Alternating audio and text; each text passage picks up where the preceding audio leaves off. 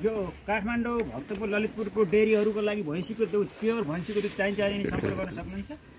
यो ललितपुरको फार्ममा चाहिँ प्योर भैँसीको दुध फ्याट चाहिँ 6 देखि 7% फ्याट आएको भैँसीको दुधहरू डेरीवालाले प्योर भैँसीको तपाईँको खानी फार्मवालाले नि सम्पर्क गर्न सक्नुहुन्छ।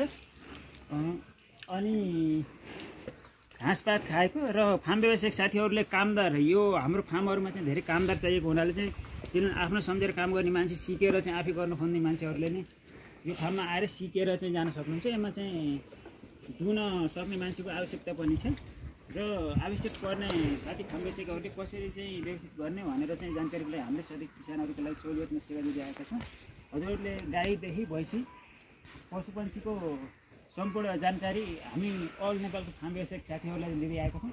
स्पेसल्ली म आजको भिडियोमा के भन्न खोजेको भन्दाखेरि काठमाडौँ भक्तपुर ललितपुरमा डेरी सञ्चालक गरेर बसिरहनु भएको छ, तर भैँसीको दुध चाहिँ धेरैको माग छ। भैँसीको दुध नपाएर चाहिँ हजुरहरूको ग्राहकहरूलाई चाहिँ बजार अथवा माग अनुसार पूर्ति गर्न सक्नु भएको छैन भने चाहिँ यो फार्ममा चाहिँ सम्पर्क गर्न सक्नुहुन्छ। दुधको एकदम फ्याटको स्कोर, दुधको स्वाद, फ्याटहरू हजुरहरूलाई चाहिँ स्वाद दिन सक्नुहुन्छ। एकदम गुणस्तर खाले तपाईँको रेड सिन्धी साइवाल गाईको समेत तपाईँको दुधहरू यहाँ पाइन्छ।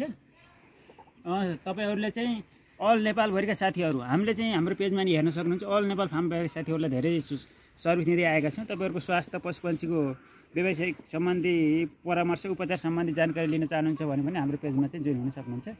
हजुरलाई आवश्यक परेको खण्डमा माथिको पेजमा चाहिँ सम्पर्क गर्न सक्नुहुन्छ।